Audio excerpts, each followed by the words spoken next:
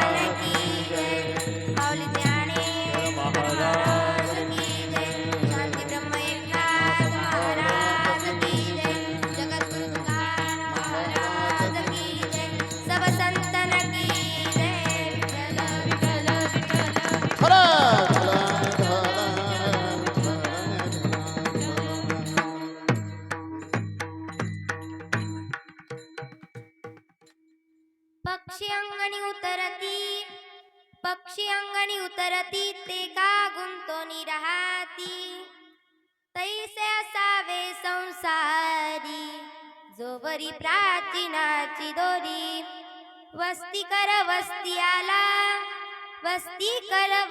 आला प्रातः काळी उठून गेला तैसे असावे संसारी जोवरी प्राचीनाची दोरी शरण एका जनार्दन ऐसे असता बैकवन तैसे असावे संसारी जोवरी प्राचीनाची दोरी महायोग पीठे तटे भीमरत्या वरम पुंडरीकाय दातुं मुनीन्द्रे समागत्य तिष्ठं तमानन्दकन्दं परब्रह्मलिंगं भजे पांडुरंग. हे पांडुरंग करू प्रथम नमन, पांडुरंग करू प्रथम नमन. पांडुरंग करू प्रथम नमन, पांडुरंग करू प्रथम नमन. हे पांडुरंग करू प्रथम नमन, पांडुरंग करू प्रथम नमन. पांडुरंग करू प्रथम नमन, पांडुरंग करू प्रथम नमन. दुसरे चरण संतोषी, दुसरे चरण संतोषी, त्यांच्या कृपादाने कथेचा विस्तारू बाबाजी गुरु दास तुका. दुसरे चरण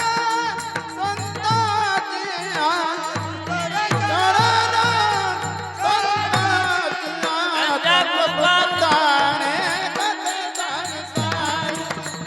बाबाजी सद्गुरु हे पांडुरंग करू प्रथम नमन, दुसरे चरण संताचिया त्यांच्या कृपादाने कथेचा विस्तारू बाबाजी सद्गुरु दास तुका. पांडुरंग करू प्रथम नमन, दुसरे चरण संताची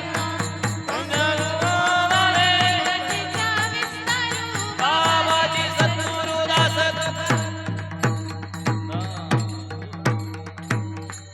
पांडुरंगा करू प्रथम नमन दुसरे चरण संतांचिया त्यांच्या कृपादाने कथेचा विस्तारू बाबाजी सद्गुरु दास तुका. जयांचे केलिया स्मरण, जयांचे केलिया स्मरण होय सकळ विद्येचे अधिकरण ते जीवंदू श्री चरण श्री गुरूंचे ते नमस्कारून आता.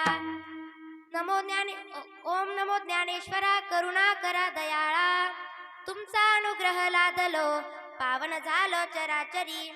शरण शरण एकनाथा, शरण शरण एकनाथा पायी माता ठेविला नका पाहू गुण दोष झालो दास पायांचा हे दुःख भंजन मारुती नंदन हे दुःख भंजन मारुती नंदन सुन लो मेरी पुकार पवन सुत विनती बारंबार पवन सुत विनती बारंबार हे दुःख भंजन मारुती नंदन सुन लो मेरी पुकार पवन सुत विनती बारंबार पवन सुत विनती बारंबार अष्टसिद्धि नवो निधि के दाता अष्टसिद्धि नवो निधि के दाता दुखियों के तुम भाग्य विधाता दुखियों के तुम भाग्य विधाता सिया राम जी के काज सवारे सुन लो मेरी पुकार पवन सुत विनती बारंबार पवन सुत विनती पवन सुत विनती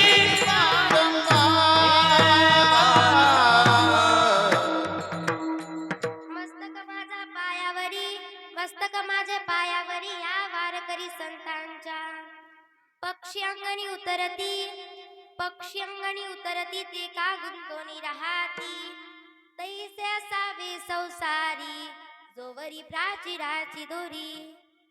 प्रस्तुत कीर्तन रूपी सेवेकरता निवडलेला अभंग विश्ववंद्य महाराष्ट्र भूषण शांती ब्रह्म पैठण निवासी संत श्रेष्ठ श्रीमंत श्री नाथ महाराज यांचा 4 चरणाचा उपदेश पर प्रकरणातील उत्कृष्ट असा अभंग कीर्तन रूपी सेवेकरता निवडलेला आहे. विठ्ठल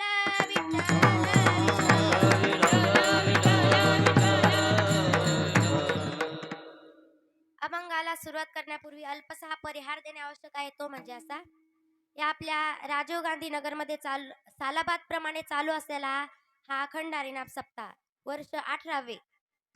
या सप्ताहामध्ये मला दुसऱ्या दिवशीची कीर्तन करण्याची संधी मिळाली हेच मी माझे परमभाग्य समजते. तसेच आमचे अण्णा माधव महाराज यांच्या मार्गदर्शनाखाली जो हा आपला सप्ताह चालू असलेला आहे त्यामध्ये मला दुसऱ्या दिवशीची कीर्तन करण्याची संधी मिळाली हेच मी माझे परमभाग्य समजते. तसेच संत भगवान परमात्मा गुरु महाराज आई वडील व खाली बसलेले सर्व मायबाप व मुक्ताई भजनी मंडळ ज्याप्रमाणे बुद्धी देतील त्याप्रमाणे अभंग सोडवण्याचा प्रयत्न करेल. विठ्ठल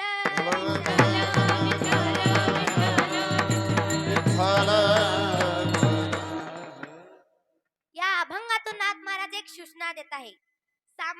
नाथ महाराज सामान्यापासून विशेषापर्यंत सूचना देत असतात.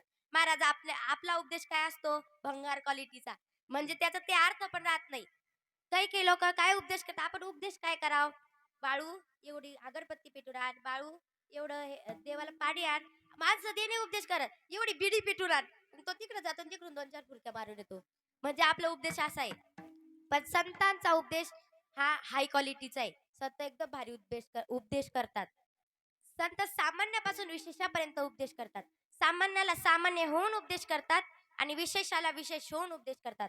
सामान्याला सांगत असताना महाराज म्हणतात मी तुमच्या सारखाच अनाथ आहे पण विशेषाला सांगत असताना मात्र महाराज म्हणतात मी तुमच्या सारखाच ब्रह्मज्ञानी आहे.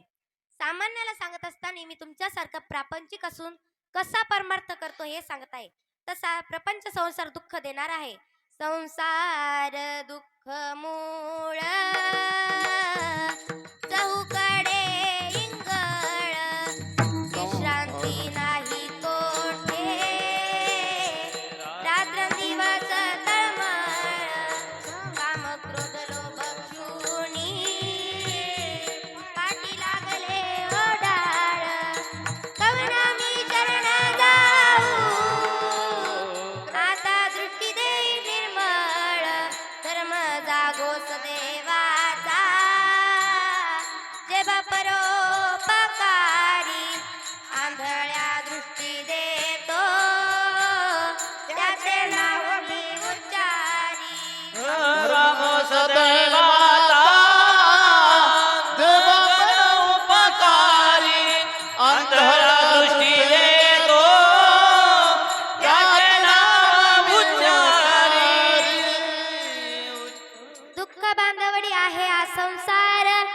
सुखाचा विचार नाही कोठे.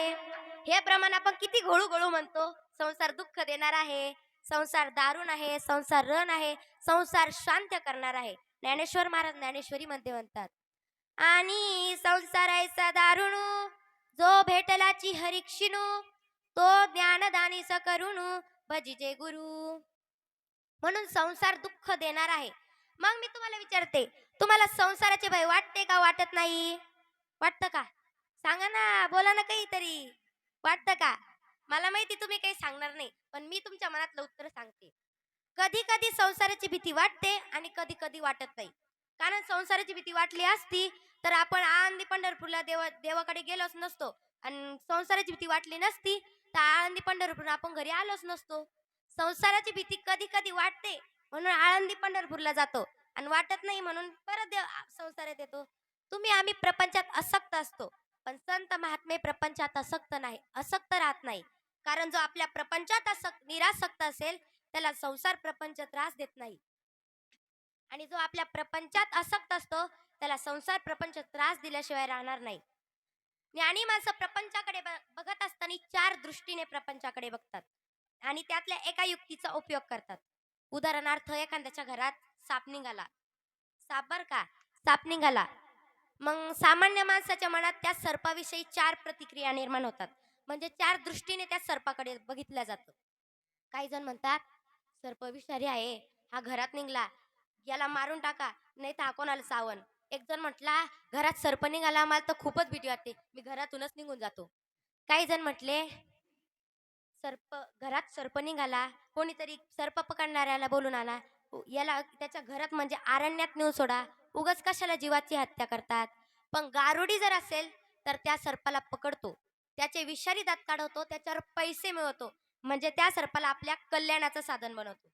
गारुड्याकडे पण सर्प असतो, पण तो जिवंत असतो, फणा करतो. पण गारुडी म्हणतो माझ्याजवळ जो सर्प आहे तो बिना दाताचा आहे. तसं सापासारखं संसाराला मारून टाकू नका, संसाराला सोडून निघून जाऊ नका. कारण संसाराला सोडून निघून जाणार कुठं? आपण जिथं गेलो तिथं संसार सुरूच होतो. सकाळ सांडूनी वना गेला, वणी वनित चिंतू लागला, तो त्यागाची बाधकत्व आला, उलथोनी पडिला परिग्रही.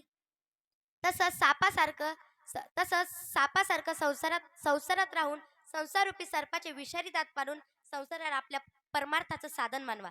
म्हणून तुम्हाला जर समाधान मिळायचे असेल तर तुम्हाला अशा प्रकारे संसारात राहावे लागेल, तर पक्ष्यांप्रमाणे निरासक्त होऊन संसारात लावावे लागेल. हेच नाथ महाराज अभंगाच्या पहिल्या चरणात सांगतात. पक्षी अंगणी उतरती, पक्षी अंगणी उतरती. पक्षी अंगणे उतरती, पक्षी अंगणे उतरती, पक्षी अंगणी उतरती, पक्षी अंगणी उतरती. पक्षी अंगणे उतरती, पक्षी अंगणे उतरती. एका गुंतो निराती, एका गुंतो निराती, तैसे असावे संसारी, तैसे असावे संसारी. ते का गुंतवणे राहती, ते का गुंतवणे राहते, ते असावे संसारी, ते असावे संसारी. हे पक्षी अंगणी उतरती, जे का गुंतोणीया राहती, जे का गुंतोणीया राहती, जे का गुंतोणीया राहती. पक्षी अंगणी उतरती, जे का गुंतोणीया राहती, जे का गुंतोणीया राहती, जे का गुंतोणीया राहती. पक्षी अंगणी उतरती, ती का गुंतोनी राहती. नाथ महाराज म्हणतात पक्षी अंगणी उतरती. पक्ष म्हणजे हे भाजपा, काँग्रेस, राष्ट्रवादी, शिवसेना हे पक्ष नाही बर का, किंवा मग महिन्याचे कृष्ण पक्ष, शुक्ल पक्ष असतात, पण हेही नाही. मग पक्षी अंगणी उतरती म्हणजे पक्षी अंगणामध्ये उतरतात, पक्षी अंगणामध्ये दाणे टिपण्यासाठी उतरतात. काही सज्जन माणसे पक्ष्यांना दाणे टाकतात. पहिले लोक लय पक्ष पाळायचे, जसे आता लोक कुत्रे पाळतात. पहिले लोक पक्षी पाळायचे, तसे आता लोक कुत्रे पाळतात. महाराज पहिले लोक इतकी देवाची भक्ती करायचे, पशु पक्ष्यांना जीव लावायचे. आताचे लोक जीव नाही लावत पशु पक्ष्यांना, कुत्रे पाळतात. काही काहीला पूजा करायचं तर लय जीवर येतं, विचारू नका. पूजा म्हणली की जस की डोंगरच उचलाय नाही असंच जीवर येतं. महाराज एक माणूस होता, रोज पूजा करायचा, नियम होता त्याचा रोज पूजा करण्याचा, रोज पूजा करायचा. एक दिवस त्याला संभाजीनगरला काम निघलं, म्हणून तो संभाजीनगरला यायला निघाला आणि त्याच्या पत्नीला म्हटला, अय मी नाही का संभाजीनगरला, मला काम निघालं म्हणून मी संभाजीनगरला चाललो, तू नाही का बाळूला देवपूजा करायला लाव. ती म्हणली ठीक आहे. आता हा बाळू होता सूर्यवंशी, म्हणजे जेव्हा सूर्य डोक्यावर येईन तेव्हा तो उठायचा. त्या आईनं त्या व्यापाऱ्याच्या पत्नीनं त्याला 5 वाजल्यापासूनच उठवायला सुरुवात केली. ते म्हणतं या देवाची बी काय बुळबुळ आहे का नु, नुसतं उठ उठ उठ उठ उठ देवपूजा करायला उठ, तेच चालू आहे. मग कसा बसा 7 वाजता उठला. आता आंघोळ बिंघोळ केली आणि देवघरात येऊन पाहतो तर 5:50 देव. आपल्याला लय सवय, आळंदीला गेलं की ज्ञानोबान, देऊला गेलं तुकोबान, पंढरपूरला गेलं विठोबान, जेजुरीला गेलं खंडोबान, जिकडे गेलं तिकडचे देव आणतच राहतो. पण शास्त्रामध्ये असं सांगितलेलं आहे की एका देवघरामध्ये एकाच देवाचं कुटुंब राहिलं पाहिजे. म्हणजे महादेवांचं असेल तर शंकर, पार्वती, गणपती बाप्पा असं. तसं ते 5:50 देव बघितले. त्याला वाटलं एवढ्या देवाला आंघोळ घालणं म्हणजे आपल्याला नाश्ता करायला उशीर होईल. त्यानं काय केलं, आंघोळीची बकेट घेतली, त्याच्यात देव सगळे वडून घेतले, दोरी बांधली, हादर गेला, डुबुक डुबुक डुबुक, 3 बुटक्या मारल्या आणि वरती काढला. आता त्याच्यातले जे जड जड देव होते, म्हणजे लंगडा रंगनाथ, महादेव, असे जे देव होते ते खाली डाळले, आणि जे पत्र्याचे देव होते ना ते असे वरती आले. मग ते म्हणलं बापरे. मग त्यानं सगळे देव भरून घेतले आणि घरी आणले आणि देवघरात मांडून ठेवले. त्याची आई म्हणली करे देवाला गंध कोणी लावला, तर म्हणलं आई सुतक. ती म्हणली कोण मेलं, तर म्हणलं आई आपल्यातलं नाही यांच्यातलं मेलं. ते म्हणले त्यांच्यातलं कोण मेलं, ते म्हणे आई आपल्यात सुतक पडलं तर आपण 13 दिवस गंध लावत नाही. यांच्यातले काही देवांना आपल्या टाकीत बुडून आत्महत्या केली, मग यांना सुतक नाही पडलं का. मग ती म्हणली अरे देवाला सुतक नसतं पडत, गंध लाव देवाला. आता याला येलं होतं जीवार, त्यानं डायरेक्ट मसाले वाटायचा पाटा घेतला, खरं खरं खरं गंगोई कारवली, असं पाणी टाकलं आणि अशी उडवायला लागला. कोणाच्या नाकाला, कोणाच्या तोंडाला, कोणाच्या कपाळाला, कोणाच्या मांडीला, इकडे तिकडे उडवायला लागला. तिची आई आली आणि म्हणती बावळट तुला जेवायलाच देत नाही, आता जाईत घरातून निघून. आता जाऊन जाऊन जाणार कुठं, गेला सासूरवाडीला. आता तिथं ही सासूबाई म्हणली बाई जावई बाबा तुम्ही आले का, ते म्हणलं हा मीच आलो. म्हणे ते म्हणल्या बरं झालं बाई जावई बाबा तुम्ही आले, काल तुमचे वडील आले आणि आमच्या यांना घेऊन गेले म्हणून आमच्या घरची देवपूजा करायलाच कोण नव्हतं. ती म्हणली ते म्हणला आता या देवपूजा पायी मी काय करू, पण आता सासू असल्यामुळे काही बोलता येईल नाही. ते मला कळतो, पण सासूबाई आपल्याला लय सोळ्यात लागतं, म्हणजे चांदीचा तांब्या, सोन्याचं ताट, 16 बिळ लागतं. ती म्हणली तुम्ही चिंताच करू नका. सासूले मोठ्या घराण्यातली होती, तिनं पटकन नोकराला संभाजीनगरला पाठवलं आणि चांदीचा तांब्या, सोन्याचं ताट, 16 वगैरे घेऊन आला. आता नावीलाजानं बसला बैठकीत देवपूजा करायला. इतका छान देवपूजेचा वास आला की तो वास जात जात जात शेजारच्या मावशीच्या घरात गेला. ती मावशी पटकन आली आणि म्हणली ऐ कोण देवपूजा करते ग. ती म्हणली बबीचा नवरा आहे, देवपूजा करायला शांत बेस. ती म्हणली आहो मी बघून तर येते. तिथे तर बैठकीत गेली आणि म्हटली जाय बुवा एवढी देवपूजा झाली का आमच्या इथं चहा प्यायला आणि तशीच आमची बी देवपूजा करून द्या. ते म्हटलं आता या देवपूजा पायी मी जीव देतो. तो तिथून गेला आणि एका विहिरीत 1 2 3 म्हणून उडी टाकणार, तेवढ्यात त्या शेताचा मालक आला. तो म्हणला करे का जीव देऊ लागला, तुला जेवण नसन तर जेवायला देतो, घर नसन तर घर देतो, तुला तुझं लग्न व्हायला नसन तर माझी पोरगी तुला देतो, तुझ्या नावावर जमीन नसन तर माझं अर्ध शेत तुला देतो. तो म्हटला काय काम आहे. ते म्हटलं काही नाही, फक्त आमच्या इथं देऊळ बांधलं तिची देवपूजा करणं. म्हणजे काही केलं असं देवपूजा करायचं जीवावर येतं. पण पहिले लोक देवपूजा करायचे, मग ते दाणे दाणे टाकायचे पहिले लोक पक्ष्यांना, किंवा मग एखाद्या स्त्रीने अंगणात वाळू घातलेल्या धान्य असेल आणि ते सांडल्यावर पक्षी तिथे टिपण्यासाठी येतात, पण तिथेच गुंतून राहतात का, तर नाही. धान्य टिपणं झालं की लगेच उडून जातात. पुन्हा दुसऱ्या दिवशी तिथंच धान्य मिळेल अशी अपेक्षाही करत नाही. तसं पक्ष्यांकडून बरंच काही शिकण्यासारखं आहे. पक्ष्यांचा पुराणामध्ये खूप विचार आलेला आहे. पक्षी जीवनात संग्रह करत नाही. तुम्ही पक्ष्यांचे खोपे बघा ना, खालून मोकळे असतात आणि आपल्या घरचं बेसमीठ पर दाबू केलेलं असतं. लोखंड टाकून स्लॅब ओतून केलेलं असतं. पण पक्षी जीवनात संग्रह करत नाही. रामायणामध्ये बरेच पक्षी आले आहे. त्यात एक जटायू पक्षी आला. ज्यावेळेस प्रभू रामचंद्र, सीतामाता आणि लक्ष्मणजी वनवासास गेले आणि पंचवटीमध्ये राहू लागले, त्यावेळेस लंकेचा रावण आला व त्याने सीतेचं अपहरण केलं. सीतामातेचा आरडाओरडा ऐकून तिचा जटायू समोर आला आणि म्हटला, परत स्त्रीचं अपहरण करतो. जटायूचं आणि रावणाचं युद्ध चालू झालं. त्यावेळेस रावणाने जटायूला विचारलं, तुझं मरण कशात आहे? त्यावेळेस जटायूने खरं सांगितलं. तो म्हटला, माझं मरण माझ्या पंखात आहे. जटायूनेही रावणाला विचारलं, तुझं मरण कशात आहे? त्यावेळेस मात्र रावण खोटं बोलला. तो म्हटला, माझं मरण माझ्या डाव्या पायाच्या अंगठ्यात आहे. असं म्हटल्यामुळे जटायूने रावणाच्या पायाला चोच मारली. रावणाला फक्त जखम झाली, पण रावणाने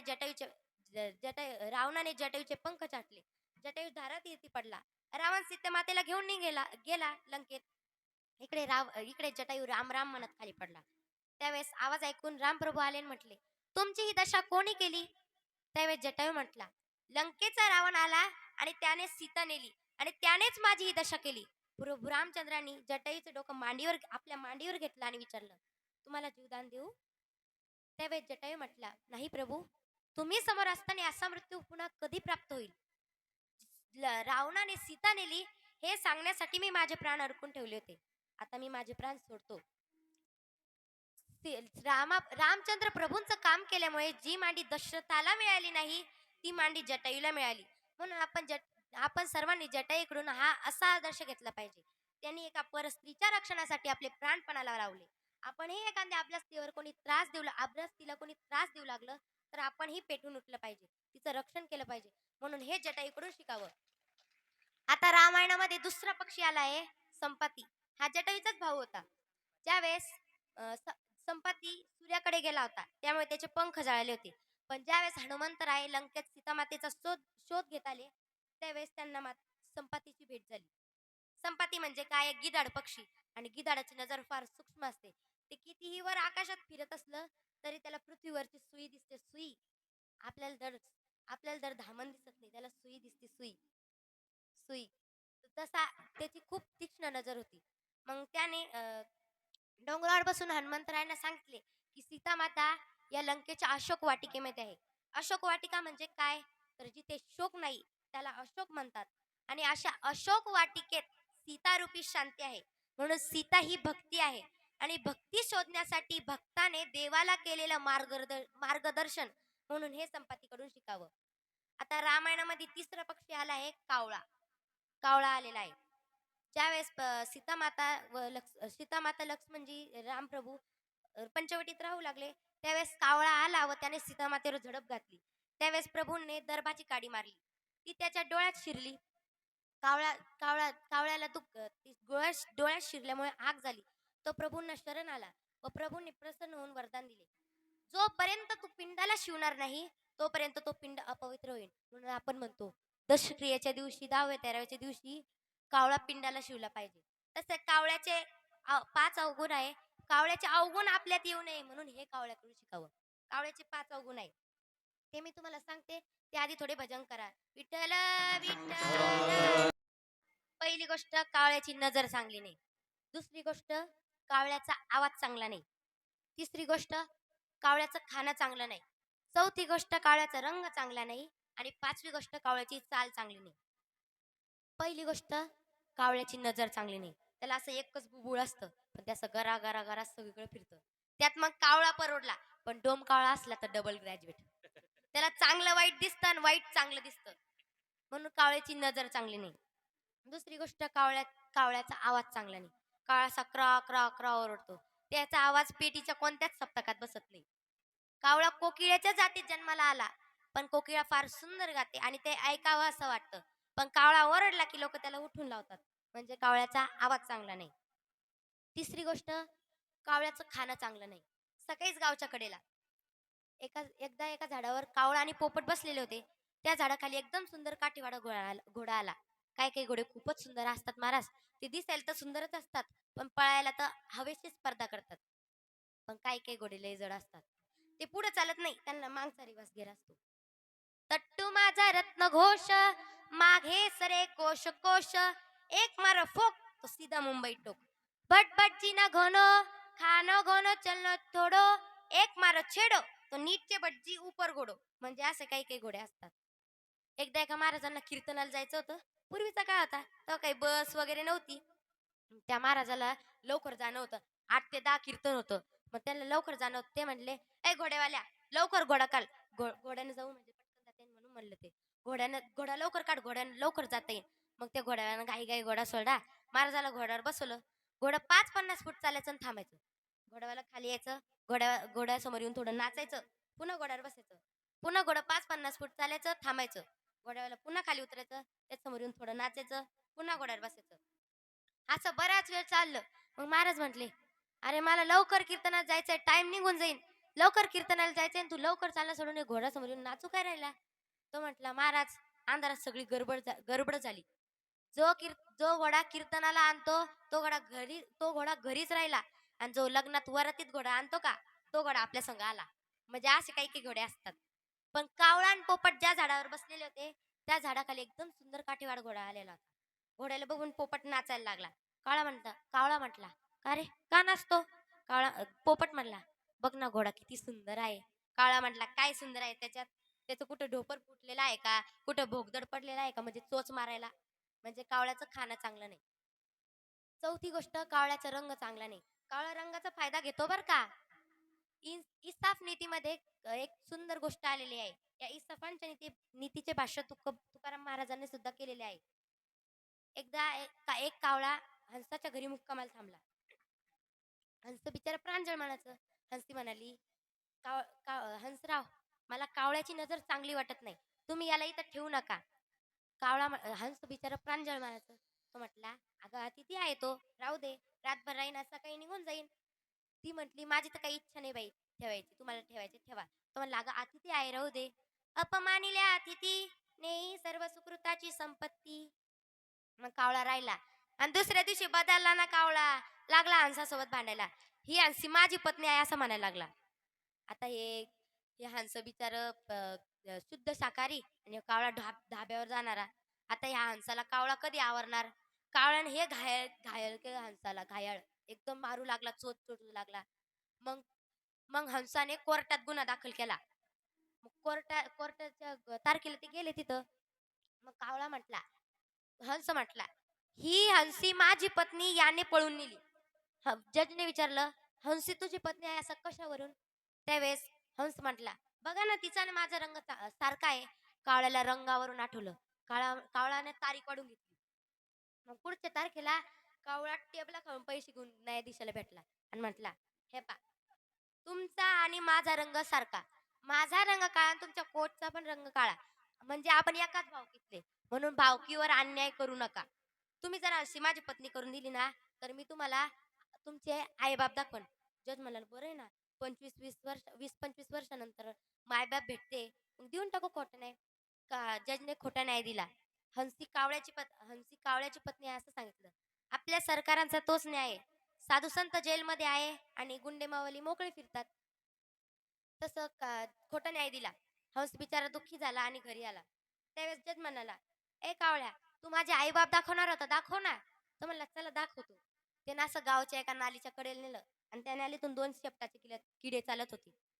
तो म्हटला, "जो पुढं चालणारा किडा आहे तो तुमचा बाप आहे, आणि मागं चालणारा जो किडा आहे तो तुमची आई आहे." जज म्हणला, "माझे आई बाप नालीतले किडे झाले." कावळा म्हटला, "खोटा न्याय देणाऱ्याचे आई बाप नालीतले किडेनी, मग का स्वर्गात असतील? लोभावरी ठेवून हेत, करी असत्य न्याय नीत." म्हणून ज्याचे आई बाप चांगले वागले, ज्याचे मुलं चांगले वागले, त्याच्या आई बापांना धन्यता मिळते. "आपुलिया हिता जो असे जागता, आपुलिया हिता जो असे जागता, आपुलिया हिता जो असे जागता, आपुलिया हिता आपुलिया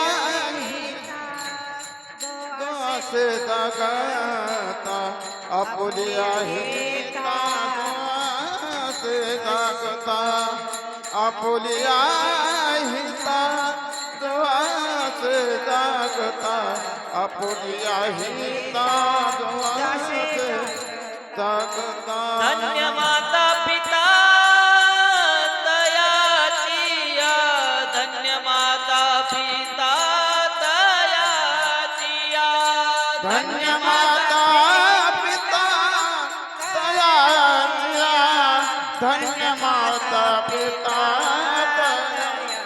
हे कुळी कन्या पुत्र होती जे सात्विक कुळी कन्या पुत्र होती जे सात्विक कुळी कन्या पुत्र होती जे सात्विक कुळी कन्या पुत्र होती जे सात्विक कुळी कन्या पुत्र होते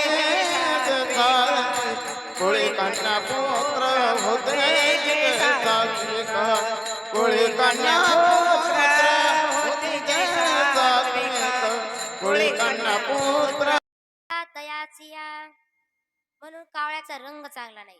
आणि शेवटची म्हणजे पाचवी गोष्ट, कावळ्याची चाल चांगली नाही. काळा असा मिलिटरीतल्या माणसाने मर्दानीच चालत नाही, तर टुन टुन टुन टुन उड्या मारत चालतो. आता चालणं काही जास्त आहे का? एक पाय पुढे आणि एक पाय माग, पण चालणं देखील सगळ्यांचं सारखं नाही. कोणी असं तिरकं चालतं तर कोणी सरळ चालतं, कोणी तरा तरा चालतं तर कोणी टुन टुन उड्या मारत चालतं. तसा कावळा टुन टुन उड्या मारत चालतो. म्हणून कावळ्याची चाल चांगली नाही. पहिली गोष्ट, कावळ्याची काय, तुम्ही ऐकलं ना सगळं. पहिली गोष्ट, कावळ्याचा आवाज चांगला नाही, नजर चांगली नाही. दुसरी गोष्ट, कावळ्याचा आवाज चांगला नाही. तिसरी गोष्ट, कावळ्याचं खाणं चांगलं नाही. चौथी गोष्ट, कावळ्याचा रंग चांगला नाही. आणि पाचवी गोष्ट, कावळ्याची चाल चांगली नाही. म्हणून कावळ्याचे अवगुण आपल्यात येऊ नये हे कावळ्याकडून शिकावं. जटायू आणि संपाती यांचे गुण आपल्यात येऊ हे जटायू संपातीकडून शिकावं. पण कावळ्याचे अवगुण आपल्यात येऊ नये. म्हणून काही म्हणून पक्षी जीवनात संग्रह करत नाही. पक्षी संसारात गुंतून राहत नाही. तसं आपणही संसारात गुंतून राहू नये. पण काही माणसं लयच गुंतून राहतात संसारात, सोडतच नाही संसाराला. अशाच विषयावर पूर्वीचे कीर्तनकार एक दृष्टांत सांगायचे. एक म्हातारं होतं. ते म्हाताऱ्याचा अंतकाळ जवळ आला. त्याला 4 सुना 4 पोरं होते. तर ते अंतकाळ जवळ आल्यामुळं 4 सुना 4 पोरं अशी लाईनीत उभं राहिली. मग म्हातारं नुसतं असं वरती हात करायचं, नुसतं. मग लहान मुलानं डोकं लावलं, ज्या अर्थी म्हातारं वरती हात करतंय त्या अर्थी नक्की म्हाताऱ्यानं ह्या भिंतीत काहीतरी ठेवलंय, काहीतरी डबुकलं ठेवलंय. तर मला काय करायचं? मग मोठं लहान पोरगं म्हणायचं, काय करायचं म्हणजे भिंत पाडायची. आणि काय करायचं? पाडली भिंत, काहीच नाही, दगड आणि माती. म्हातारं आणखीन जोरात जोरात करायला लागलं. मग ते म्हटले, नक्की म्हाताऱ्याची दिशाभूल झाली. म्हाताऱ्याने ठेवलं ह्या भिंतीत आणि सांगू राहिलं त्या भिंतीत. मग काय करायचं म्हणे, ही भिंत पाडायची. पाडली ही भिंत. म्हाताऱ्याची दुपारून स्पीड आणखीनच वाढली. काय विचारते मला? आणखीनच वाढली. घरच्या सगळ्या भिंता पाडून टाकल्या, काहीच नाही, दगड आणि मातीच निघाली. मग ते एक जण म्हटला, म्हाताऱ्याला काहीतरी म्हणायचंय पण म्हाताऱ्याला सांगता येत नाही. तर म्हटला, हिमालयाला एक बुटी मिळते 50,000ची. आता इथून विमानाला जायला 50,000 रुपये लागतील आणि बुटी 50,000 रुपये किती झाले? 1,00,000. 1 लाख रुपये लागतील. लहान मुलगा म्हणला, 1,00,000 रुपये 20 रुपये टक्क्यानं काढू. 5-25 लाख भेटले तर काय घेत्या? काढले 20 रुपये टक्क्यानं 1,00,000 रुपये काढले. 1,00,000 रुपये काढले, गेले, बुटी आणली आणि घासून अशी चमच्यात वतली आणि म्हणली, म्हाताऱ्या 1,00,000 रुपयाची बुटी आणली आहे, नेमकं सांग धन ठेवलं कुठं? नाही तर पोरगी कमून आली, पोरीची पोरगी बरी का, पोरी जावई बरे का, हे बरे का, ते विचारत बसू नको, नेमकं सांग धन ठेवलंय कुठं? मग म्हातारा म्हटलं, पोराव लोकांची तिथं काम करू करू जीव गेला. पोटाला भाकर मिळत नव्हती, घालायला कपडे मिळत नव्हते, पैसे तर बघायलाच मिळत नव्हते. पैसे बघायला मिळत नव्हते म्हटल्यावर लहान सुनेनं तर डोळ्याच पांढरे केले. पोरं म्हणले, म्हाताऱ्या नेमकं बोल, धन ठेवलं कुठं? धनाचा हंडा ठेवला कुठं? म्हातारा म्हटला, धनाचा हंडाच नाही. मधल्या सुनेला तर अटॅकच आला. ती म्हटली, 1,00,000 रुपये 20 रुपये टक्क्यानं काढले आणि म्हणता धन कुठं ठेवलंच नाही, काय करा? मग ते पोरं म्हणले, म्हाताऱ्या मग तू नुसतं असं तीनदा हातवरती कमवून करत होता. तर म्हटलं, अरे त्या शेजारच्या काकूनी का, त्यांना काल माझ्याच देखत आपली माती चाळायची चाळणी नेली ती मी मरायच्या आत घेऊन या हे सांगत होत. आता मेल्यावर का चालणी व्हायचंय. तसं लोक संसारात गुंतून राहतात. पण संसारात गुंतून राहू नये. आपलं जोपर्यंत प्रारब्ध आहे तोपर्यंत संसारात राहावं. महाराज काही काहींचं प्रारब्ध तर लय बलबत्तर असतं त्यांना मुलंच होत नाही. किती प्रयत्न करा. एक पत्नी करून मुलं होत नाही यात विशेष नाही. 3-3 पत्न्या करून मुलं होत नाही. मग ते असे हे कर हे देव कर. पुण्याला जाय, मुंबईला जाय, नागपूरला जाय, इकडे जाय, या देवाऱ्यात दिवा लाव, त्या देवाऱ्यात दिवा लाव, गुजरातला जाय, अम्माचा पोटावर हात फिरून ये. गुजरातची अम्मा मरती पण या दोघाला काही होत नाही. म्हणजे असे माणसं मुले होण्यासाठी खूप प्रयत्न करतात. एक जोडपं होतं. त्याला काहीच नाही महाराज घरात नुसते दोघं विठ्ठल रुक्माई. त्यांच्या घरात कुत्र ना मांजर काहीच नाही. दोघच. एक दिवस ह्यो ह्यो कीर्तनासाठी आला. मग आता घरी पाहुणे आलते. हिला बोलवायचं होतं. ती म्हणली आता मुलगा आणि मुलगी असते तर बोलवायला पाठवलं असतं. पण मुलगाही नाही मुलगी नाही म्हणून आपल्यालाच जावं लागल. मग तिथं गेली. आता तिथं गेली आवाज कसा द्यावा. कारण मुलगा मुलगी असते तर चिंट्याचे पप्पा पिंट्याचे पप्पा पिंटीचे पप्पा म्हणून आवाज दिला असता. पण मुलगाही नाही मुलगी नाही म्हणून आवाज कसा द्यावा. मग तिनं सरकारी आवाज दिला. माहिती का तुम्हाला सरकारी आवाज नाही माहित. शुकशुक शुकशुक शुकशुक असं म्हणून तिनं आवाज दिला. मग ते सगळे लोक तिच्याकडे बघायला लागले. तिला वाईट वाटलं आणि ती घरी आली आणि रडू लागली. मागून हा आला आणि म्हणला का ग का रडती. ती म्हटली मुलगा आणि मुलगी असते तर बोलवायला पाठवलं असतं. पण मुलगाही नाही मुलगी नाही म्हणून आवाज द्यायचीच पंचायत. तो म्हणला फक्त आवाज द्यायची पंचायत ना. मग आपण आपले नावच बदलून घेऊ. तो म्हटला तुझं नाव काय. जिलेबी. ती म्हटली तुमचं नाव काय. तो म्हटला लाडू. आणखीन त्यांना 2 बैल होते. एकाच नाव ठेवलं पाहुणा आणि एकाच नाव ठेवलं चाबूक. आता तुम्हाला त्यांची चौघाची नाव ध्यानात आहे का. तिचं नाव काय. त्याचं नाव काय. एका बैलाचं नाव काय. दुसऱ्या बैलाचं नाव काय. पाहुणा. असा त्यांचा व्यवहार सुरू झाला. एक दिवस त्यांच्या इथं खरोखरचे संभाजीनगरचा पाहुणा आला. हे लाडू सकाळी उठेल होतं आणि उठून शेतात गेलं नागर मारायला. मागून ही उठली ना पाठी जेवण केलं आणि दुपारी 9-10 वाजता घेऊन आली. त्यावेळेस ती लाडूला म्हणली लाडू लाडू लाडू जेवण ठेवलं पाटीत मी चालले घरी डाळ निसायला. लाडून दुपारपर्यंत 11-12 वाजे लोक नागर हाणला आणि जेवायला बसला. तेव्हा तो पाहुणा आला. संभाजीनगरचा पाहुणा आला. आता लाडूला वाटलं एकच भाकर आहे. याला अर्धी द्याव की आपण अर्धी खाव. एक काम करू याला घरीच पाठवू. मग तो लाडू म्हटला पाहुणा संभाजीनगरचे पाहुणं तुम्ही इथं जेवत्या का घरी जिलेबीकडे जात्या. पाहुण्याला वाटलं घरी जिलेबी उरायली जणू. पाहुणा म्हणला नका नका इथं. पाहुणं मनातल्या मनात म्हणलं इथं ठेसा भाकर खाण्यापेक्षा घरी जाऊन मस्त जिलेबीचा बेत दिसतो जिलेबीच खाऊ. पाहुण्याला नका नका मी घरी जिलेबीकडे जातो. मग ते म्हणले जा. मग पाहुणा आला जिलेबीकडे. ही जिलेबी बसली होती डाळ नेसत. ती म्हणली अगं बाई पाहुणा बसा बसा. तिनं तांब्या भरून पाणी दिलं. मग 11 वाजले 12 वाजले 1 वाजला 2 वाजला. पाहुणे ह्या खिडकीतून बघ त्या खिडकीतून बघ. जिलेबीचा काही पत्ताच नाही. पाहुण्याला वाटलं जिलेबी कोणी आणू राहिलं जणू. मग त्या जिलेबीला वाटलं पाहुण्याला म्हणा तुम्ही आता जेवत्या का लाडू लिहू देत्या. ती म्हणली पाहुणा तुम्ही आता जेवत्या का लाडू लिहू देत्या. पाहुण्याला वाटलं जिलेबी संग लाडू बी आहे जणू. पाहुणा मला थांबा थांबा लिहू द्या लाडूला. पाहुणा थांबला. आता 2 वाजले 3 वाजले तरी यायला नाही काही. आणि तेवढे तिकडं खरोखरचा जो लाडू होता का त्याचा पाहुणा नावाचा बैलच हरवला. मग त्याला वाटलं घरी आला असं म्हणतो मागच्या दारानं आला आणि म्हटला ऐ जिलेबी जिलेबी जिलेबी पाहुणा आला का ग. ती म्हणली आत्ता ग बया. पाहुणा 11 वाजल्यापासून येले. तो म्हटला तू पाहुण्याला चराटण बांधून ठेव मी तोपर्यंत चाबूक घेऊन येतो. पाहुण्याला वाटलं आपली चांगली चाबूक खालीच पूजा दिसती. पाहुण्याला जे धोतरची गोळ खोसली जे तिथून पळालं तर आजूक दिसलं नाही. म्हणजे असे काही काही लोकांचं प्रारब्ध असतं. पण जोपर्यंत प्रारब्ध आहे तोपर्यंतच संसारात राहावे. मग कुठपर्यंत तर जोपर्यंत प्रारब्ध आहे तोपर्यंत. हेच नाथ महाराज अभंगाच्या 2य चरणात सांगतात. तस्याचा वे संसारी तस्याचा वे संसारी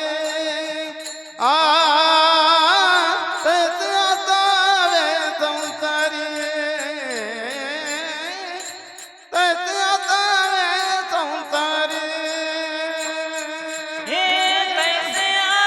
वे संसारी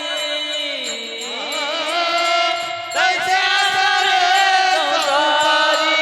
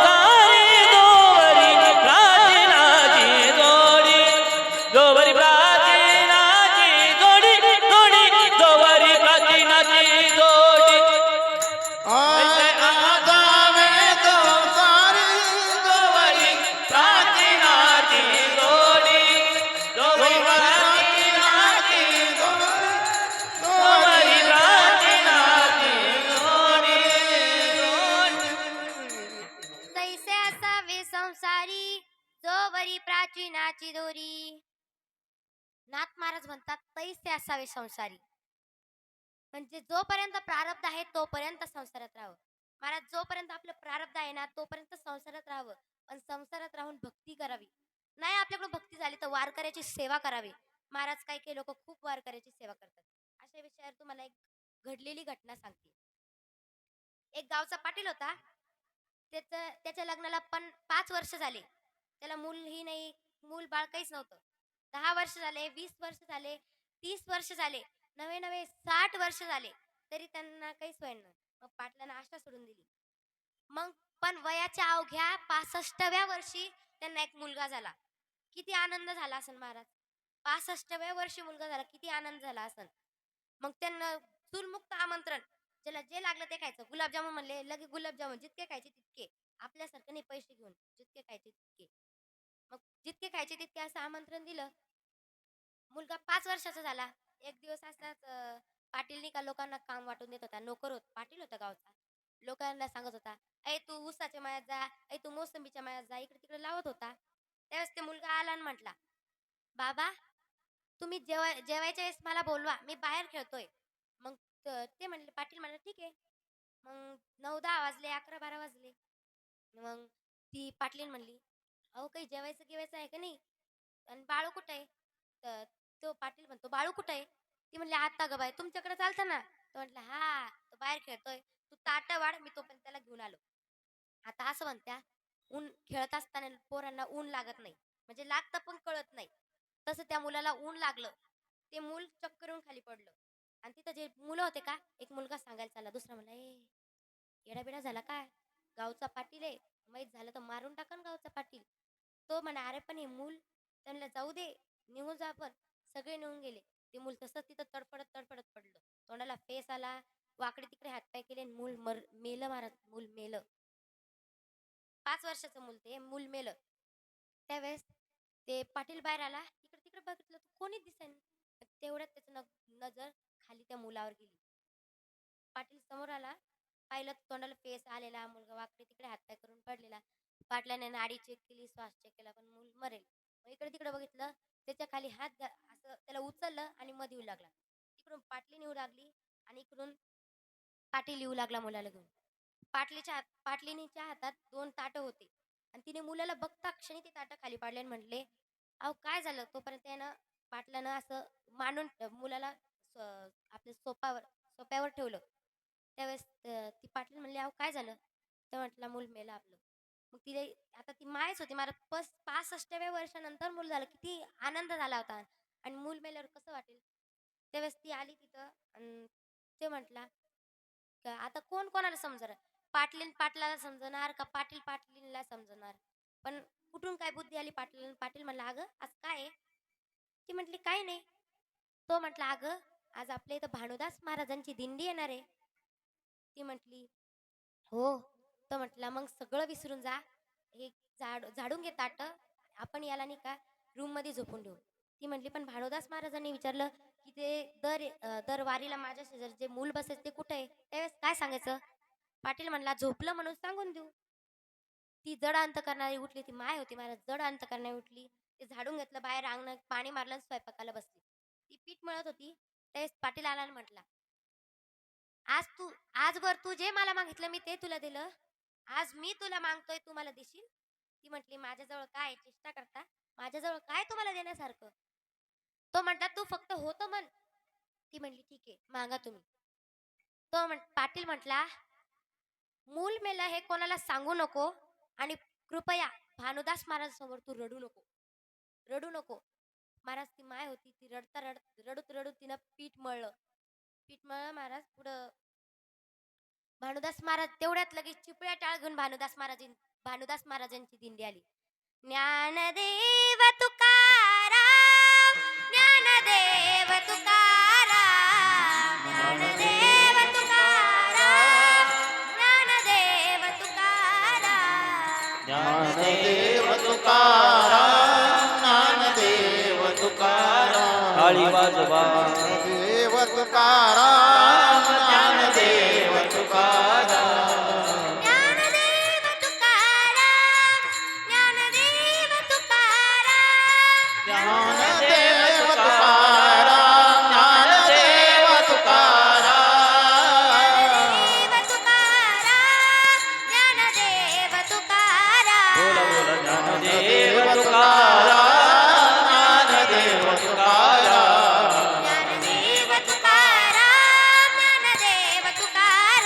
ज्ञानदेव तुकाराम ज्ञानदेव तुकाराम पुंडलिक वरदा हरी विठ्ठल ज्ञानदेव तुकाराम जगद्गुरु तुकाराम महाराज की जय, सब संतन की जय. हो. असं म्हणत भानुदास महाराजांची दिंडी आली. त्यांना आपली घोंगडी आथरली आणि बसले तिथं आपलं भजन नियमाचं भजन करत. त्यावेळेस इकडं स्वयंपाक सुरू झाला. स्वयंपाक झाला आणि पाटील भानुदास महाराजाला सांगायला लागला, भानुदास महाराज जेवण वगैरे स्वयंपाक झालाय, आता तुम्ही बसा जेवायला. मग भानुदास महाराजांनी तो चिपळ्या विणा घेतल्या. विणा असा एका खुटीला बांधला आणि चिपळ्या तिथं लटकवल्या आणि हात वगैरे धुवून आपल्या उपरने टाकून जेवायला बसले. बसल्याबरोबर आता पहिले लोक ते मूठ वाढायचे, भाताची मूठ, तशी मूठ वाढली आणि पाटलीन वरण वाढू लागली. वरण वाढलं आणि पुढे येऊन भानुदास महाराजांनी मूठ फोडली आणि ती मूठ घाणार तोंडात पण येईन खाली पण नाही, मध्येच घाटात अटकवला आणि म्हटले, पाटील ते बाजूला मूल बसायचं ते मूल कुठं आहे? ते पाटील म्हटले, अहो झोपलंय ते. ही पाटलीन उंबरठ्यातून पाय टाकत होती. तिने त्यावेळेस तो आवाज ऐकला आणि तिच्या हातातलं जे वरणाचं पातेलं होते खाली पडलं आणि ती म्हटली, महाराज भानुदास महाराज मूल झोपलंय माझं, कायमचं झोपलं माझं मूल, कायमचं. भानुदास महाराज म्हटले, कायमचं म्हणजे? पाटील म्हटला, महाराज मूल मेला आमचं. भानुदास महाराज म्हटले, तुम्ही पहिले सांगायचं. त्यावेळेस ते म्हटले, महाराज आम्ही तुम्हाला तर पहिले सांगितलं असतं तर तुम्ही आमचे तर जेवले नसते, वारकरी उपाशी गेले असते. त्यावेळेस भानुदास महाराज म्हटले, तू सांगायचं बरं, जाऊ द्या, मूल कुठे दाखव. त्यांनी खोलीमध्ये आणलं. ते मूल झोपलेलं होतं, अंगावर चादर टाकली होती. तिने हळूच चादर काढली आणि मूल दाखवलं. त्यावेळेस भानुदास महाराजांनी त्या मुलाला बघता क्षणी डोळे लावले आणि पंढरीश पांडुरंगाची मूर्ती ध्यानात आणली आणि कधीही न रडणारे भानुदास महाराज आज रडू लागले. भानुदास महाराज आज रडू लागले आणि म्हणताय, पांडुरंगा ज्यांनी वारकऱ्यांसाठी आपलं मेलेलं मूल झाकून ठेवलं त्यांचं मूल तू का मारलं? असा अन्याय का पांडुरंगा? त्यावेळेस असा अन्याय का म्हणता क्षणी झोपेतून उठल्यासारखं ते मूल उठलं आणि भानुदास महाराजांच्या येऊन पाया पडलं. म्हणजे इतकं जेवढी वारकऱ्याची सेवा केली तेवढं एवढं पुण्य भेटतं. अशावर ही घटना आहे. म्हणून आपण सर्वांनी भाव काही संसारात जोपर्यंत प्रारब्ध आहे तोपर्यंत राहावं, पण भक्ती करावी. दुसऱ्या चरणामध्ये नाथ महाराजांनी सिद्धांत सांगितलेला आहे. या अभंगामध्ये पहिल्या चरणामध्ये दृष्टांत आहे, दुसऱ्या चरणामध्ये सिद्धांत आहे, तिसऱ्या चरणामध्ये पुन्हा दृष्टांत आहे आणि चौथ्या चरणामध्ये होणारा परिणाम. ज्यावेळेस आधी दृष्टांत सांगून मग सिद्धांत सांगितला जातो त्याला विगमन पद्धत असे म्हणतात आणि ज्यावेळेस अगोदर सिद्धांत सांगून मग दृष्टांत सांगितला जातो त्याला निगमन पद्धत असे म्हणतात. ज्ञानेश्वर महाराजांनी कधी कधी ज्ञानेश्वरीमध्ये अगोदर दृष्टांत सांगून मग सिद्धांत सांगितलेला आहे. नाथ महाराजांनी या अभंगात अगोदर दृष्टांत सांगून मग सिद्धांत सांगितलेला आहे. नाथ महाराज म्हणतात, तैसे असावे संसारी. असावे हे क्रियापद आहे. आता असावे या क्रियापदाचा जरा बारकाईने विचार करू. संसार टाकूनच द्यायचा असतात तर नाथ महाराजांनी इथे असावे हे क्रियापद वापरलंच नसतं. असावे क्रियापद नसावे वापरलं असतं. तैसे नसावे संसारी, पण तैसे असावे म्हणजे संसारात राहावं, संसारात राहून भक्ती करावी. संसारात कोणाप्रमाणे राहावं तर पक्षांप्रमाणे निरासक्त होऊन संसारात राहावं. ज्ञानेश्वर महाराज ज्ञानेश्वरीच सांगतात, कमळ पाण्यात राहतं पण पाण्याचा स्पर्श होऊ देत नाही. तो कर्मे करी सकळे परिकर्मा बंधा नाकळे, ती आहे व्योम्या अंगी आभळे जिराली जैसी. म्हणजे संसारात जोपर्यंत प्रारब्ध आहे तोपर्यंत संसारात राहावं लागेल आणि संसारात राहून साधना करावी. ज्ञानेश्वर महाराज सुद्धा हरिपाठात सांगतात, असोनी संसारी जीवे वेगुकारी, वेदशास्त्र उभारी पाय सदा. वेदशास्त्र उभारी पाय सदा, वेदशास्त्र उभारी पाय सदा. असोनी संसारी जीवे वेगकारी, वेदशास्त्र उभारी पाय सदा, वेदशास्त्र उभारी पाय सदा.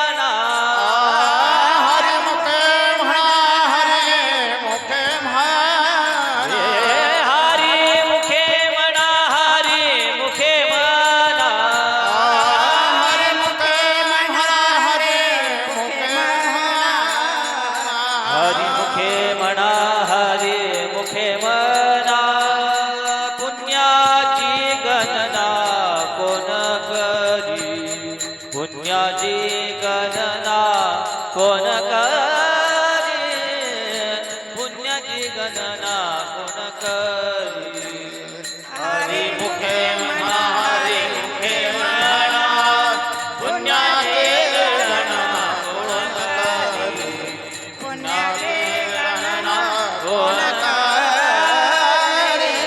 पुण्याची गणना कोण करी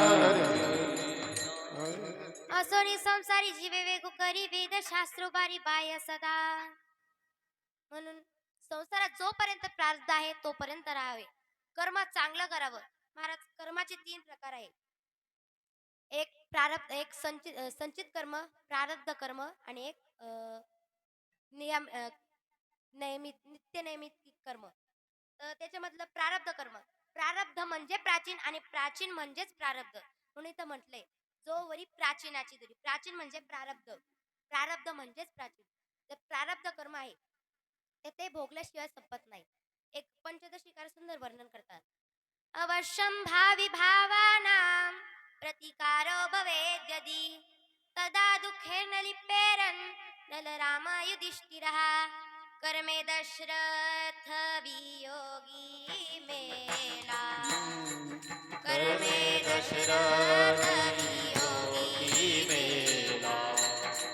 कर्मे श्रीराम वनवासा गेला. कर्मे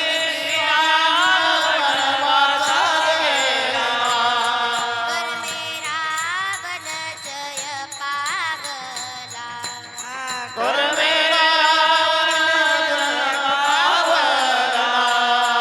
वियोग घडला सीतादेवी. कर्मे मनमात झाला ते राग. कर्मे मनमात झाला ते राग. कर्मे दशरथ विराग केला. कर्मे मनमात झाला ते राग. कर्मे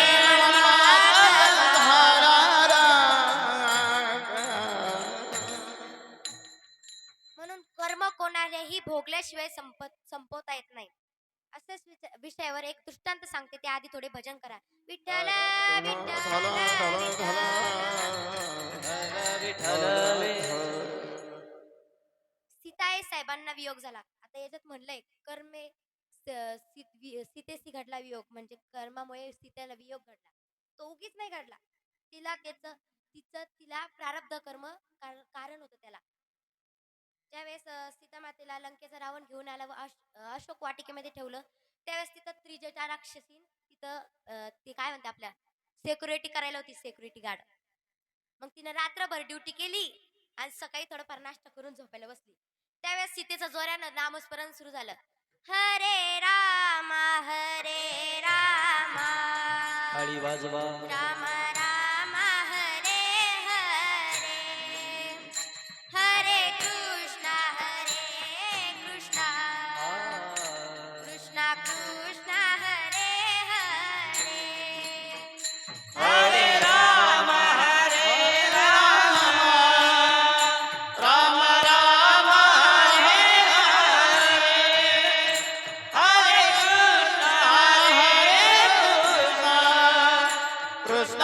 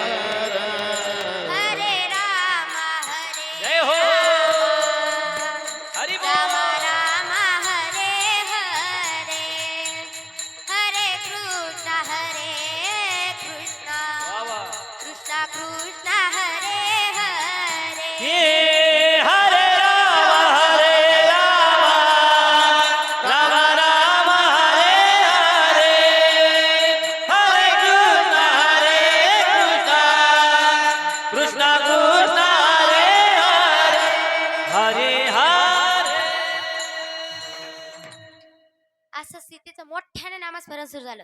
त्यावेळेस तिच्या त्या रागानं उठली आणि म्हणली, ए का ओरडते का? ती म्हटली, तुला मी ओरडते वाटते आणि मला माझ्या पतीचा वियोग झाला आणि तू म्हणती का ओरडती ग? ती म्हटली, तुझ्या पतीचा तुला वियोग झाला तो उगाच नाही झाला, त्याला तुझंच प्रारब्ध कर्म कारण आहे. ती म्हटली, मी देवाची बायको आणि तू मला सांगती? ती म्हटली, तू देवाची बायको जरी असली तरी तुझं प्रारब्ध कर्मच तुला कारण आहे. ती म्हटली, दाखव बरं.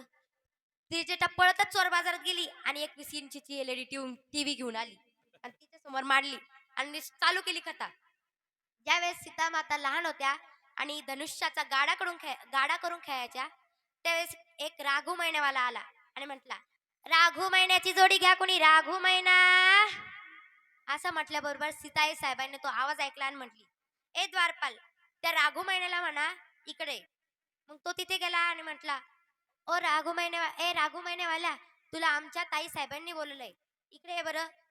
तो तिथे आला. सीताई साहेब आल्या आणि म्हटल्या, त्यांना असं डोकून पाहिलं, त्याच्यातली मैना खूपच सुंदर होती, गोंडस, आणि राघू असाच होता खेबडा बेबडा. तसे इथले राघू चांगले म्हणा, इथल्या राघूंना कुठं खराब म्हणून कुठं आंब्या माग करून घेत्या, तो चांगला होता. ती म्हटली, मला ना रागू नको, मला फक्त मैना दे. तो राघू बैडावाला म्हटला, असं काय करत्या, मी दोन्ही विकतो, तुम्ही दोन्ही घ्या ना. ती म्हटली, नाही, मला फक्त महिना पाहिजे. तो म्हटला, बरं जाऊ द्या, फुकट देतो, फुकट घ्या. ती म्हटली, फुकटही नको फ्री नको. तसे अलीकडं महिन्यावर राघू फुकटच भेटायला लागले म्हणा. तसं ते फुकट देतो म्हणला. ती म्हटली, नाही, मला फक्त महिनाच पाहिजे. तू दिली तरी मी घेणार आणि नाही दिली तरी मी घेणार, कारण मी राजाची मुलगी आहे आणि तुला आज्ञा झाल्यावर तुला द्यावीच लागेल. मग त्याचाही नाविलाज झाला आणि त्यानं सीताई साहेबांना मैना दिली आणि राघूला घेऊन निघाला. त्यावेळेस मैनेने सीताई साहेबांना शाप दिला, जसा तू माझ्या आणि माझ्या पतीचा वियोग केला तसा तुझा आणि तुझ्या पतीचा वियोग होणार आणि होणारच. एवढा ऐकून सीतेने टीव्हीच बंद करून टाकली. ती म्हणली, मला कळालं माझ्या प्रभूंचा मला वियोग का झाला, म्हणून आपल्याला प्रारब्ध कर्म हे भोगूनच संपावं लागतं. प्रारब्ध कर्म सगळ्यांनाच भोगून संपावं लागतं. मग ते आपण असो, संत असो, देव असो, नाही तर देवाचा बाप असो, त्याला कोणालाही कर्म चुकत नाही. म्हणून कर्म सर्वांना भोगावंच लागतं. पण नाथ महाराज म्हणतात, तुम्ही जर त्या पक्ष्यांप्रमाणे वस्तीकराप्रमाणे राहिलात तर तुम्हाला कशाचीही भीती नाही. हेच नाथ महाराज अभंगाच्या तृतीय चरणात सांगतात. वस्ती कर वस्ती आला, जय हो. वस्ती कर वस्ती आला, हो वस्ती कर वस्ती आला, वस्ती कर वस्ती आला. हो, वस्ती कर वस्ती आला, वस्ती कर वस्ती आला. तुम्हारा हो, वस्ती कर वस्ती आला, वस्ती कर वस्ती आला. हे वस्ती कर वस्ती आला, प्राप्त काळी उठून गेला, प्राप्त काळी उठून गेला, प्राप्त काळी उठून गेला. तैसे असावे संसारी, तैसे असावे संसारी, हो तैसे असावे संसारी, तैसे असावे संसारी. हो, तैसे असावे संसारी, तैसे असावे संसारी, हो, तैसे असावे संसारी, तैसे असावे संसारी. वस्ती कर वस्ती आला, प्राप्त काळी उठोनिया गेला, प्राप्त काळी उठोनिया गेला, प्राप्त काळी उठोनिया गेला. वस्ती कर वस्ती आला, प्रात काळी उठून आला गेला, प्रात काळी उठून आला गेला, प्रात काळी उठून आला गेला. वस्ती आला, प्रात काळी उठून गेला. आता एखादा वारकरी निघाला पंढरपूरला. आता एका मुक्कामात काय पंढरपूरला जाता येत नाही, म्हणून तो मुक्काम दर मुक्काम करत निघाला. मग एक दिवस तो एका बंगल्याच्या बाहेर झोपला. त्यावेळेस तो बंगल्याचा मालक आला आणि म्हणतो, वारकरी बुवा इथं कुठं झोपता, मध्येच आला, पाऊस येईन. मग तो मध्ये आला.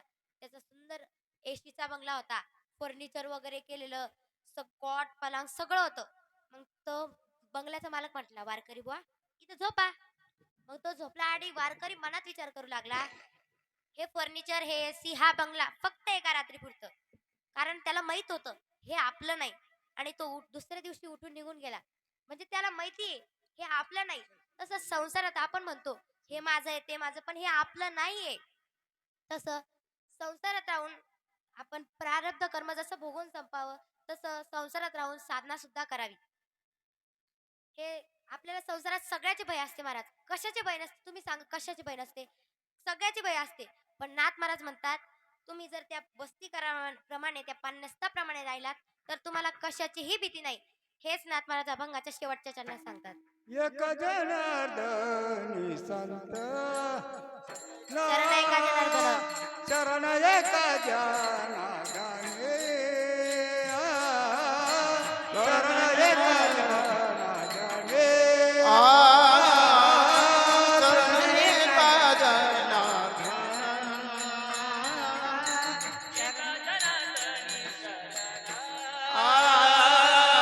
चरण एका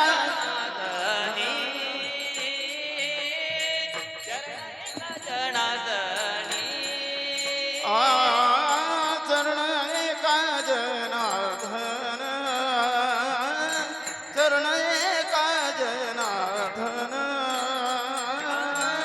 ऐसा सेवया कवन, ऐसा सेवया कवन,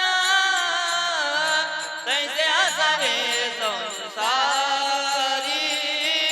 तैसे असावे संसारी. ऐसा सता भय कमन ऐसा सता भय कमन तैसे आसावे संसारी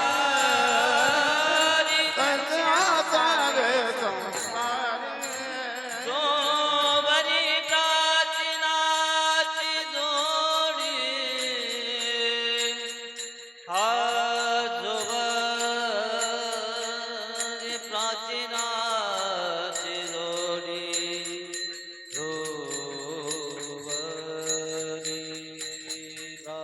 प्राचीनाची जोडी, हा जोवरी प्राचीना जोवरे प्राचीनाती दूर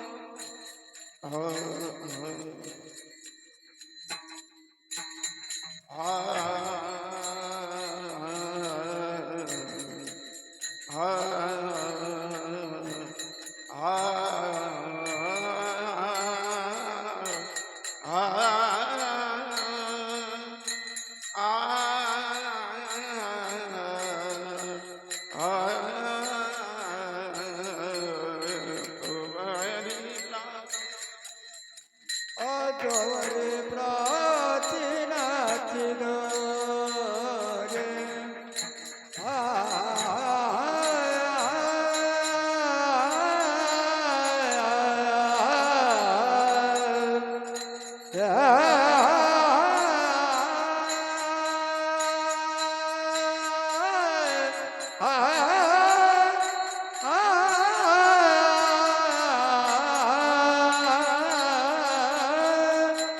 गौरी प्राचीनाची दोरी, गौरी प्राचीनाची दोरी, कैसे असावे संसारे, कैसे असावे संसारे.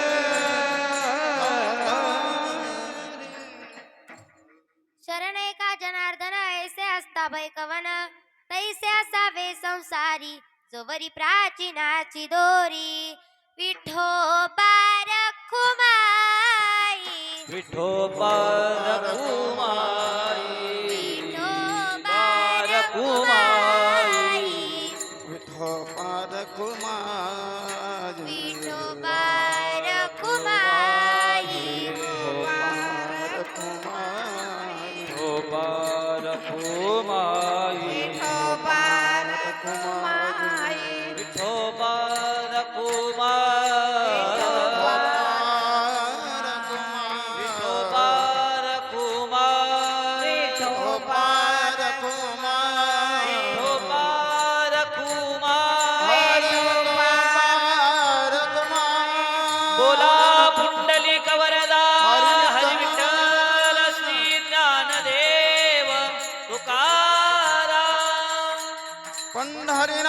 भगवान की जय माऊली ज्ञानेश्वर महाराज की जय विठोबा रखुमाई विठोबा रखुमाई विठोबा रखुमाई विठोबा रखुमाई विठोबा रखुमाई विठोबा रखुमाई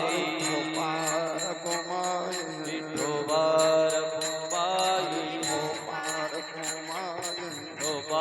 रखुमाई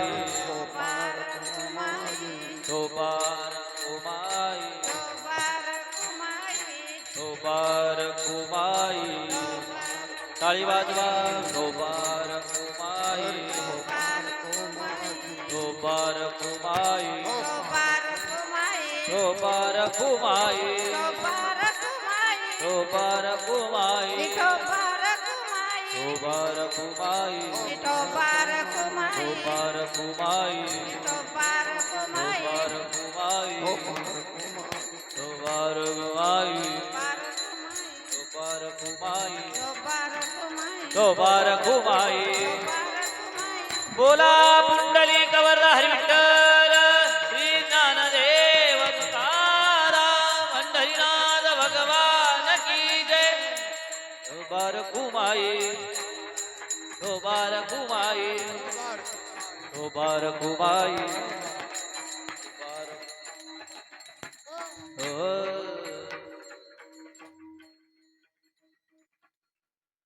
नाहीतरी प्रत्येकाला कशाचं ना कशाचं भय असतं. जो ज्या क्षेत्रात असेल त्याला त्या क्षेत्राचं भय असतं. एक शास्त्रकार सुंदर वर्णन करतात. भोगे रोगे भयम कुलेच्युती भयम वित्ते नृपालात भयम माने दैन्य भयम बले रिपुम भयम रूपे जराय भयम शास्त्रे वाद भयम तपेंद्रिय भयम काये कृतांतात भयम सर्व वस्तु भयान्वितां भ्रुवितुनां वैराग्यमेवात भयम. भोगे रोगे भयम, जेवढे भोग आहेत त्याच्या पाठीमागे रोगाची भीती असतेच. कुलेच्युती भयम, उंच कुळात जन्माला आले पण पतनाचे भय आहे. वित्ते नृपालात भयम, धनवानाला राजाचे व चोराचे भय आहे. चोरी केली तर म्हणून कुलेच्युती वित्ते नृपालात भयम. माने देण्य भयम, लोकात मान मान्यता मिळवण्याकरिता पैसा खर्च करतो, घरातली सर्व संपत्ती खर्च करतो, पण शेवटी मानही जातो आणि घरातली संपत्तीही जाते, म्हणून माने दैन्य भयम. बले रिपुम भयम, बलवानाला दुसऱ्या बलवानाचे भय आहे, कारण एकापेक्षा एक बलवान आहेच आणि शेराला सव्वा शेर भेटतोच, म्हणून बलवानाला दुसऱ्या बलवानाचे भय, म्हणून बले रिपुम भयम. रूपे जराया भयम, अति सुंदर रूप आहे पण त्याला वृद्ध अवस्थेचे भय आहे, म्हणून रूपे जराय भयम. शास्त्रे वाद भयम, शास्त्रवानाला दुसऱ्या पंडिताचे भय आहे. हे झालं शास्त्रेवाद भयम. शास्त्रेवाद भयम. तपेंद्रिय भयम, तपश्चर्या करणाऱ्याला इंद्रियाचे भय आहे, कारण इंद्रियाचा निग्रह करावाच लागतो, करावा नाही करावाच लागतो, म्हणून तपेंद्रिय भयम. काये कृतांतात भयम, शेवटचं आणि सर्वात मोठं भय म्हणजे मृत्यूचं भय, काळाचं भय. पण नाथ महाराज म्हणतात हे जे भय आणि हे भय जे सांगितलंय, तुम्ही जर संसारात त्या पक्ष्यांप्रमाणे आणि वस्तीकराप्रमाणे पाणनेस्ताप्रमाणे राहिलात तर तुम्हाला हे संसार आणि हे जे आता भय सांगितलं त्याची कशाचीही भीती राहणार नाही. म्हणून शरण एका जनार्दन ऐसे असता भय कवन तैसे असावे संसारी जोवरी प्राचीनाची दोरी. वस्तीकर वस्ती आला प्रातः काळी उठून गेला तैसे असावे संसारी जोवरी प्राचीनाची दोरी. शरण एका जनार्दन ऐसे असता भय कवड तैसे असावे संसारी जोवरी प्राचीनाची दोरी. असो यथावती यथा आकाशा भागावर चिंतन करण्याचा प्रयत्न केला. जे बरोबर असेल ते गुरुवर्य हरिभक्त पारायण भागवताचार्य विजयताई महाराज बनसोड पैठणकर यांचे आहे, आणि जे काही चुकीचे असेल ते माझे अल्पबुद्धीचे दोष माझे मला परत करा. आणि जाण्यापूर्वी एवढंच सांगेल, महाराज भक्ती करा आणि भक्ती करून आई वडिलांना जीव लावा आणि वृद्धाश्रमात टाकू नका. महाराज एकदा डोंगराआड गेल्यास सूर्य पुन्हा दिसू शकतो, पण एकदा माती आड गेलेली आई पुन्हा दिसत नाही. घरात आई असली म्हणून घर चालतं, ते खरंय महाराज. कारण जर आपण म्हणतो एक म्हण आहे पहा, स्वामी तिने जगाचा आई विना भिकारी, म्हणून आई वडिलांवर प्रेम करा. आपण जेवढं आईला मान देतो तेवढंच बापालाही दिलं पाहिजे महाराज. बाप म्हणजे बापाचं उदाहरण देत असताना ते नारळ बघा, वरतून कडक असतं, एकदम कडक, आणि मधून त्यात अमृता समान पाणी असतं. म्हणून बापाला जीव लावा. आई जर घराचं मांगल्य असेल तर बाप हा घराचा वास्तव्य आहे. आई जर घराचा कळस असेल तर बाप हा घराचा पाया आहे. बापाचं वर्णन करत असताना एक सुभाषितकार सुंदर वर्णन करतात.